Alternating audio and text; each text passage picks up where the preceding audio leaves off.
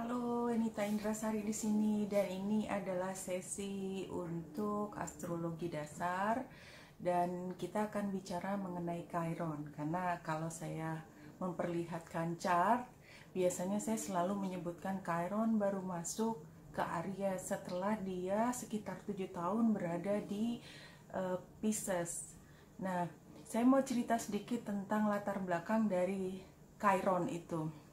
Jadi kalau di dalam astrologi biasanya setiap benda planet itu, benda yang berada di atas disebutnya planet, walaupun dalam astronomi tidak selalu planet, kadang ada benar-benar planet, kadang-kadang ada bulannya, ada juga bulan dari yang lain atau termasuk asteroid. Dan yang paling banyak sebenarnya akhirnya berpengaruh pada gambar chart kalau kita bahas tentang astrologi dari barat atau western astrologi. Biasanya dia menggunakan tropikal. Jadi perhitungannya, kita tahu bahwa perhitungan antara lunar sama solar ya, solar itu matahari, lunar itu bulan, itu berbeda. Dan memang ada alasannya kenapa western menggunakan solar, karena memang mencari waktu yang di saat yang sama itu pergantian musim. Jadi selalu winter selalu Desember ya, dan musim panas selalu dimulai pada bulan Juni ke atas. Nah, itu gunanya menggunakan astrologi yang tropikal, jadi berbasis matahari. Nah, sementara kalau yang bulan lunar itu yang dipakai di tahun Hijriah, tahun Jawa, tahun Cina, masing-masing hitungannya berbeda. Jadi bulan pertamanya tidak selalu sama. Ya, termasuk yang di Bali juga menggunakan lunar. Tetap 12 zodiak, tetap 12 bulan, tetapi mulainya jadi bulan pertamanya kalau yang di western itu kan bulan pertamanya Januari, itu tidak sama di lunar karena ya kembali lagi karena itu dikembangkan dari daerah masing-masing dan punya cara atau metodologi sesuai dengan sistem, katakanlah pada saat itu sistem pertanian mereka atau sistem lain yang berpengaruh pada kapan mereka harus mulai untuk mencari hidup. Jadi livelihoodnya yang dihitung dari situ. Nah, kalau di western biasanya lebih banyak jumlah planetnya karena memang dia berkembangnya sejak lama sekali, termasuk dari BC ya, sebelum Masehi terus, dan itu semua tercatat sampai yang sekarang tuh selalu kalau ada temuan di bidang astronomi, kemudian bidang astrologinya juga ikut memberikan makna terhadap hal-hal yang terjadi di langit gitu ya. Nah, Chiron itu adalah asteroid dan dia dekat juga dengan antara Saturnus dan Uranus. Jadi memang di antara kedua yang jauh dan antara dua hal yang saling bertentangan. Nah, Chiron itu asteroid, jadi dia bukan planet. Jadi sepertinya ya batu besar ya, tetapi karena dia sudah masuk dalam gravitasi matahari, kan kita tahu bahwa semua planet mengitari matahari kalau kita melihat dari astronominya begitu. Nah, dia berputar sekitar 8 sampai 7 tahun. Nah, sekarang Chiron itu baru keluar dari Pisces, yang masuk ke Pisces sejak tahun 2011. Sudah keluar dari Pisces masuk ke Aries tahun 2018, tetapi kemudian dia berjalan mundur, bukan berjalan fisik mundur, tapi dilihat dari bumi dia terlihat mundur, masuk kembali ke Pisces. Kemudian sekarang setelah bareng dengan new moon di Virgo kemarin adalah masuk ke Taurus. Nah, karena ini potensi sekali, jadi artinya ini penting dan ini adalah menceritakan tema tentang 8 tahun ke depan. Nah, apa itu Chiron? Chiron itu adalah planet yang menggambarkan di mana Anda terluka, wounded, terluka, belajar dari keterlukaan itu menjadi orang yang mampu menyembuhkan diri sendiri. Jadi ada unsur remedy di sini, pengobatan, penyembuhan dari sesuatu yang sakit. Berarti kan dari yang belum sakit menjadi sakit, kemudian disembuhkan, kemudian mampu membantu orang lain menyembuhkan. Jadi prosesnya begitu. Dan itu terjadi selama sekitar 7-8 tahun. Dan biasanya kan ada retro, selalu ada retro. Begitu masuk kembali lagi, kemudian begitu keluar di sana kembali lagi. Nah, ketika di Pisces ya, itu dari tahun 2011 sampai katakanlah 2018. Pisces itu temanya adalah penutupan, closure, pengakhiran, termasuk di dalamnya rahasia, ya, rahasia, secret gitu ya. Kemudian hal yang bersifat tidak jelas, artinya di mana boundaries, batas antara diri saya dengan diri banyak orang itu hampir tidak ada. Jadi kalau Pisces itu biasanya dia melebur. Dan kalau kita bayangkan orangnya, karakteristiknya dia melebur itu dalam arti kata adalah dia memberikan yang dia miliki ke orang lain, gitu kan. Nah, kalau kita lihat karakteristik orang adalah, jadi dia terkesan sangat compassionate, dia sangat memperhatikan perasaan orang lain. Kemudian setelah dia mendengar, dia ingin membantu, ya, menyembuhkan, termasuk di situ karena menyembuhkan itu kan sebenarnya di Virgo itu kan karena oposisi memang itu dekat, selalu ada interaksi antara dua itu. Dan karena Pisces itu adalah karakter yang memberi, kan dia harus mendapatkan sesuatu kembali. Nah, biasanya dia mendapatkan sesuatu kembalinya tidak dari orang yang sama diberi, karena orang yang membutuhkan pasti dia ingin mengambil, bukan ingin mengambil, perlu mengambil, perlu sesuatu yang diberikan oleh Pisces. Sehingga si Pisces kalau terus memberi, dia kan kehabisan. Jadi biasanya Pisces itu adalah orang yang punya spiritual. Jadi saya tidak bicara agama, saya bicara bagaimana dia bisa memiliki kepercayaan bahwa kalau saya memberi, tidak hanya karena saya sangat kasihan, karena saya punya perasaan ke orang lain, perasaannya tidak harus yang dia kalau memberi harus dikembalikan, enggak. Dia kasihan pada orang lain, dia ingin membantu, sehingga bantuan untuk dirinya itu dia percaya datang dari luar. Dan makanya Pisces itu biasanya kan dia selain Neptunus itu yang membuat dia begitu dissolve, ya, tidak ada batasan antara dirinya dengan dengan khalayak, itu Neptunus. Tetapi dia juga punya Jupiter yang mengatur Pisces. Jadi dia tuh somehow, entah apa karena dia memberi, entah karmanya, itu selalu dalam posisi memiliki keberuntungan juga. Jadi orang tuh memang tidak pernah habis-habisan, yang benar-benar habis-habisan, karena bagaimanapun juga dia pasti punya sistem untuk mengembalikan energinya, karena kalau tidak dia udah hilang kan, nggak mungkin. Jadi artinya selalu ada sistem di mana ada output pasti ada inputnya lagi gitu. Nah, Pisces selain bicara mengenai dia memberi, dia giver, dia membantu, dia berperasaan. Nah, kelemahan Pisces, apalagi Pisces, Chiron berada di Pisces, ini kan kita bicara mengenai luka. Pisces kemudian ada juga Neptunus di Pisces pada saat yang bersamaan di tahun-tahun yang lalu. Ini menyebabkan, ini double tekanan. Jadi kalau kita lukanya kayak 2 kali. Lukanya itu kayak kita sudah pernah jatuh, bangun, jatuh lagi, bangun lagi, jatuh lagi, seperti itu. Dan ini sebenarnya nggak cuma Pisces, tapi semua. Jadi ada kesan bahwasanya 7 tahun terakhir ini kita seperti mengalami masalah yang bertubi-tubi, dan setiap kali kita berusaha bangkit selalu jatuh lagi. Dan itu buat semua, cuman areanya berbeda-beda.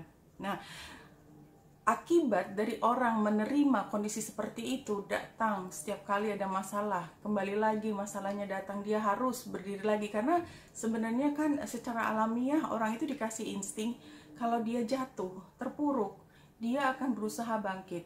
Ada yang bangkitnya langsung ya, jadi ada yang diberi kemampuan untuk bangkit langsung, misalnya Aries ya. Dia bangkit karena dia memang zodiak pertama, biasanya dia langsung berdiri lagi. Kemudian dia berjuang, perkara habis itu kena lagi. Itu adalah memang pada periode itu orang dibikin seolah-olah dia selalu menjadi korban, seolah-olah tidak pernah menang, seolah-olah selalu berada di yang paling dasar dari segitiga ya, pokoknya loser banget.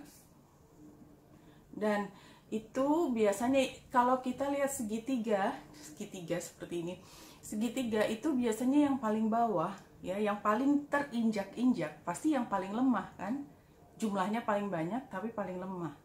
Nah, yang paling lemah itu biasanya dari minoritas ya. Minoritas itu bisa macam-macam, kalau kita lihat sosial adalah minoritas agama, minoritas suku, Sarah ya, termasuk perempuan.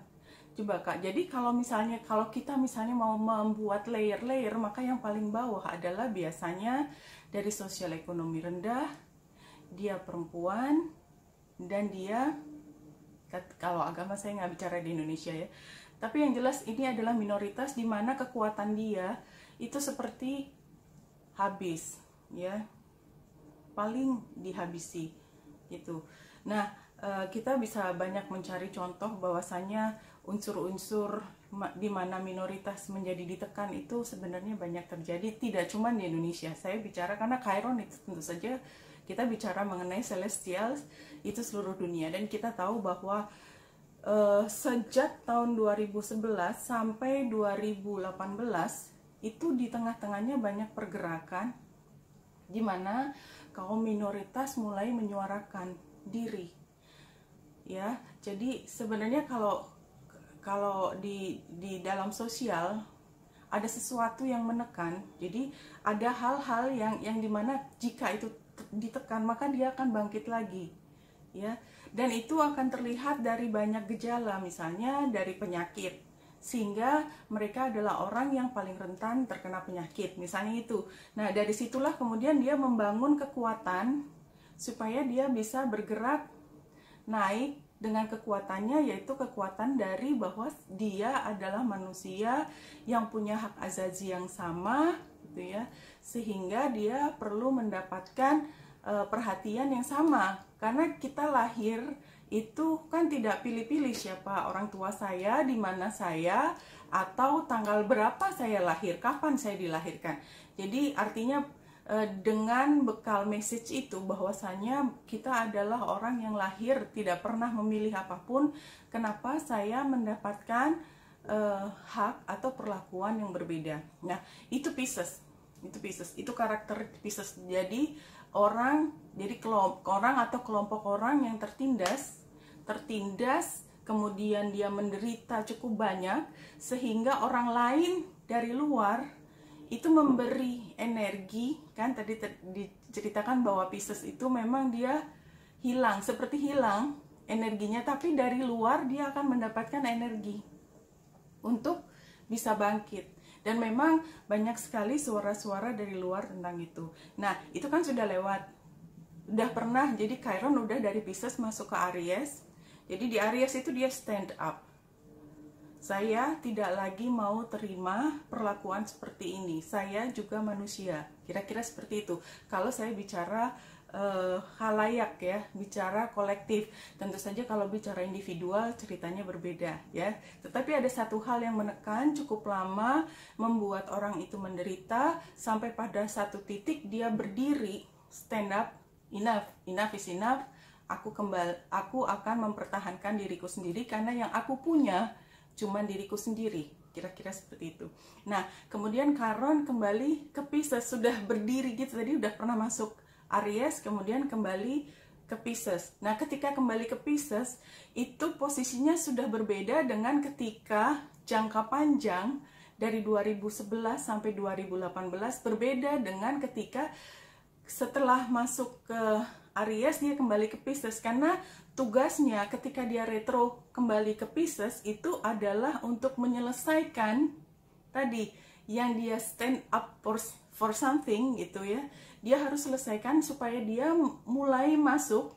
Jadi cerita wounded yang di sana harus diselesaikan, dia harus mulai satu era baru ya, dengan cerita baru, dan tentunya dengan wounded yang baru, dengan luka yang baru.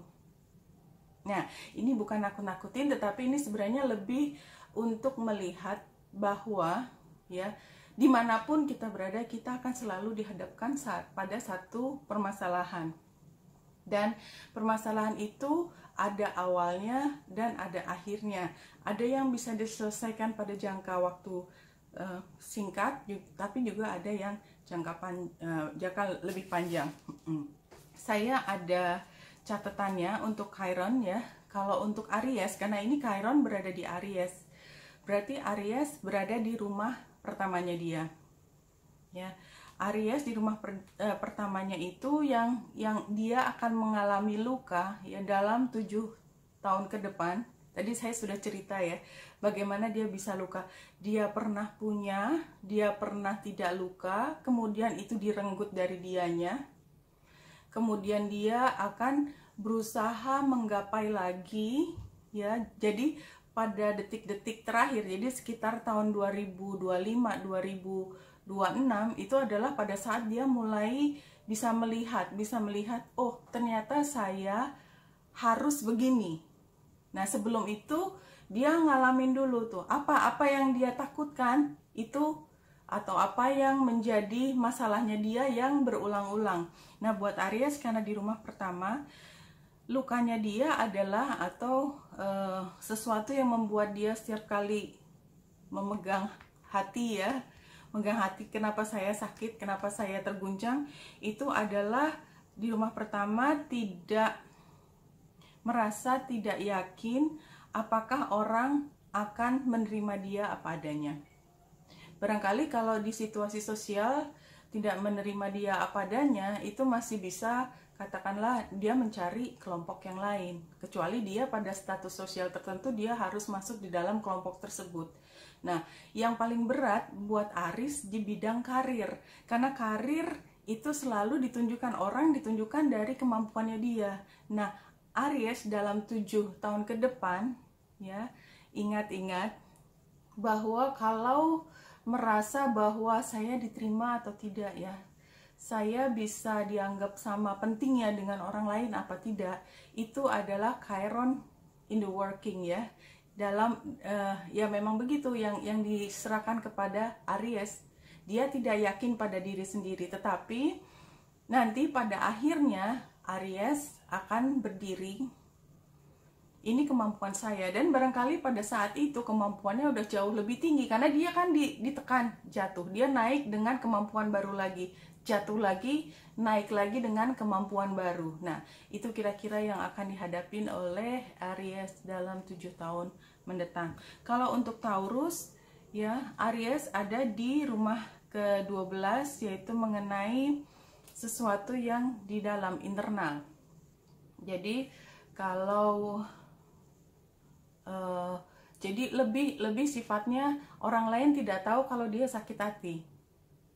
Orang lain tidak tahu kalau dia sedang mengolah sesuatu hal yang membuat Taurus merasa dirinya terpuruk ya. Orang tidak ada yang tahu karena itu lebih masuk ke dalam dirinya sendiri, internal atau sangat private, sangat personal gitu. Kalau untuk Gemini itu ada di rumah ke-11, itu terkait dengan pertemanan sama perencanaan masa depan. Jadi kalau misalnya dalam 7 tahun ke depan Gemini ya, punya kelompok main tertentu, kemudian tiba-tiba merasa kenapa teman-teman saya ternyata yang saya pikir mereka setia ke saya, ternyata mereka mengkhianati saya, menjauhi saya. Dan itu sebenarnya adalah pelajaran bahwa teman-teman tidak hanya kelompok itu. Kemudian Gemini akan mencari teman lain. Dan karena ini waktunya agak panjang, barangkali teman yang lain kelompoknya itu juga akan memperlakukan dia seperti itu. Sebenarnya itu bukan salah, sepenuhnya salah dari Gemini, tapi pada saat kedepannya nanti Gemini sedang diajarkan bahwasanya it doesn't matter who's your friend, who's your group, it's you who are the most important person. Itu pelajaran akhirnya, tetapi harus dilewatin sangat berat kalau yang tidak mau segera menerima. Kecuali kalau dari sekarang sudah tahu bahwa teman adalah tempat kita berbagi, tetapi jika ada tanda-tanda bahwa mereka akan melakukan hal yang berbeda dengan kita inginkan, itu jangan terlalu dimasukkan ke hati. Itu udah cukup membantu. Nah, rumah ke-11 tidak hanya tentang teman, tetapi dengan tujuan juga. Jadi misalnya saya mau bekerja di bidang agrobisnis. Saya yakin sekali karena kemampuan saya di situ. Saya akan menempatkan beberapa investasi saya di sana. Ternyata kondisinya tidak sebagus itu. Saya ganti lagi di bidang trading, gitu ya. Itu tujuannya trading. Ternyata tidak bagus lagi. Nah, kira-kira itu yang terjadi dengan Gemini ke depan. Nah, kalau untuk Cancer, Chiron ada di rumah ke-10 tentang karir. Jadi Cancer hampir sama dengan Aries ya. Jadi Cancer berpikir apakah orang menghargai apa yang menjadi kemampuan saya, spesialisasi saya. Apakah orang lain bisa menilai bahwa kemampuan saya itu penting dan harus dihargai dengan tingkat yang segini, bukan segini gitu. Nah, itu adalah Cancer. Kalau Leo itu kan di rumah ke-9 tentang belajar, spiritualitas ya. Jadi barangkali teman-teman yang Leo dalam 7 tahun ke depan itu katakanlah takut apakah dirinya dianggap mampu untuk belajar satu keterampilan. Sepertinya dia pikir orang lain selalu ngeremehin dia. Dia pikir orang lain menganggap dia tidak mampu belajar sesuai dengan tuntutan dari pelajarannya. Atau kalau bukan pelajaran, tentang keyakinan dia, karena rumah ke-9 juga termasuk keyakinan. Ini orang, katanya dia merasa ya, orang lain melihat dirinya, ini orang gimana sih agamanya, benar nggak sih dia beribadah dengan betul gitu, misalnya. Itu dirasakan. Jadi setiap kali bertemu dengan masalah yang terkait dengan hal tersebut. Untuk Virgo ada di rumah ke-8 ya. Rumah ke-8 itu adalah bagaimana mengakhiri sesuatu dan mulai hal yang baru. Ini termasuk katakanlah dia harus dalam hubungan misalnya. Dalam hubungan dia ternyata tidak bisa melanjutkan satu hubungan yang dulunya dia pikir akan berhasil, ternyata susah sekali membuatnya menjadi berhasil. Dia harus menghentikan dan mulai sesuatu yang baru. Nah, itu berat buat Virgo ke depan. Ya, kecuali Virgo sudah tahu memang itu cobaannya yang ke depan ya. Tidak hanya tentang hubungan tersebut, ada barangkali yang itu juga termasuk karena sudah terlanjur kontrak, kemudian ada modal bersamanya stuck di situ, gimana caranya supaya dia dapat modal itu kembali supaya dia bisa mulai untuk bisnis baru, itu termasuk. Atau dia dengan intimate dengan pasangannya, ada masalah di situ ya. Intimate artinya seksualitas. Nah, untuk Libra ada di rumah ke-7 tentang partnership. Jadi barangkali yang ditakuti oleh Libra adalah bagaimana orang lain melihat dia dalam kaitannya dengan hubungan. Jadi misalnya katakanlah si Libra itu punya pasangan satu orang tapi ada masalah besar, dan dia berusaha setengah mati untuk menutupi masalah tersebut. Jadi itu sekali tiap hari dia pikirkan gimana nanti apa kata dunia tentang saya dan dia gitu. Padahal saya dan dia kan harusnya adalah tokoh yang penting dalam masyarakat. Jadi saya nggak boleh ketahuan orang kalau saya sebenarnya punya masalah dengan dia. Misalnya seperti itu. Nah, untuk Scorpio itu di rumah ke-6 tentang pekerjaan sehari-hari atau tentang kesehatan. Jadi misalnya yang dia takuti, apakah sebenarnya saya bisa bersikap asertif, bisa bersikap apa adanya yang saya pikirkan dengan kelompok orang di dalam pekerjaan saya, itu termasuk. Jadi tiap hari dia berpikir, kok saya punya ide tapi nggak diterima, saya berusaha bicara tapi kok kayaknya mereka nggak dengerin ya. Jadi itu yang paling banyak ditemui oleh Scorpio dalam hal terkait dengan Chiron di Aries. Nah, untuk Sagittarius, dia di rumah kelima itu tentang pasangan romantis. Jadi beda dengan yang Libra tadi adalah sudah mitra, jadi udah jadi gitu ya. Kalau yang 5 itu adalah yang masih romantis, jadi masih yang perasaan yang jatuh cinta, termasuk perasaan senang memiliki anak, atau dia berkreasi dalam satu project. Nah, ketakutan Sagittarius adalah apakah saya merasa nyaman ya dengan pasangan percintaan saya? Apakah saya merasa nyaman dikelilingi oleh anak-anak yang menyita waktu banyak sementara saya masih sibuk dengan proyek saya? Apakah saya merasa mampu untuk mulai proyek baru? Nah, itu misalnya untuk Sagittarius.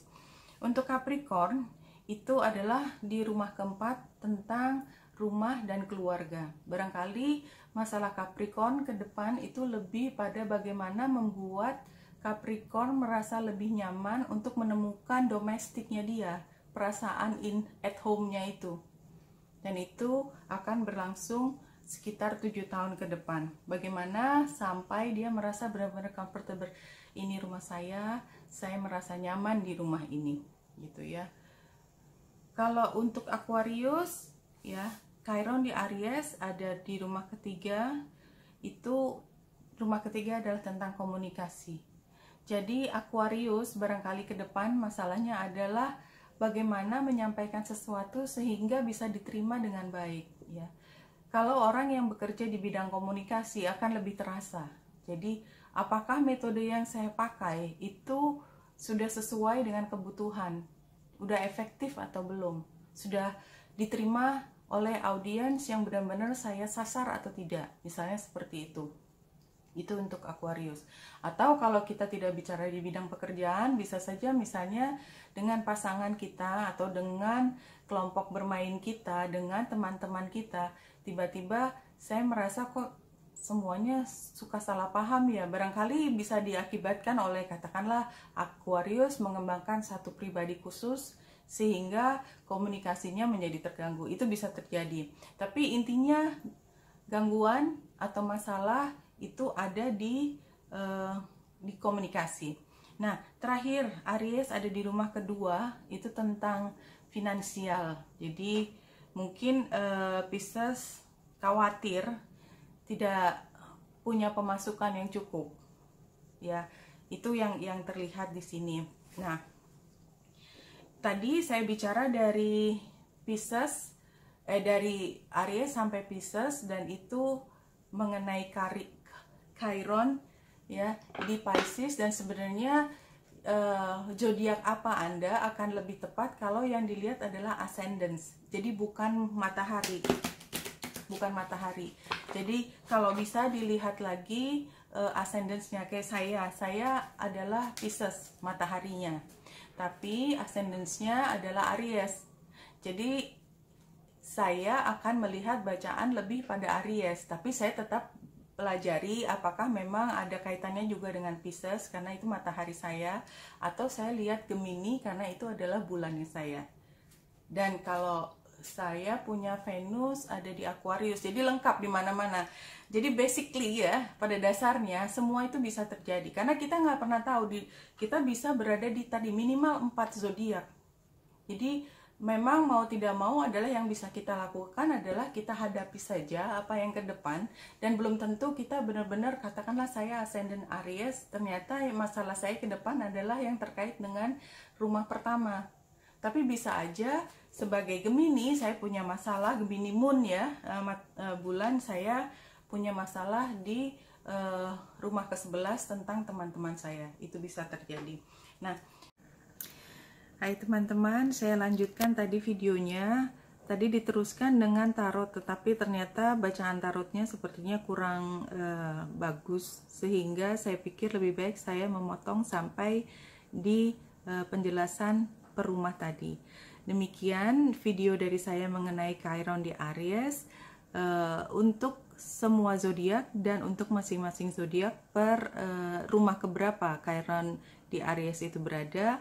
Dan semoga membantu wanita Indrasari di sini. Salam hati dan cahaya.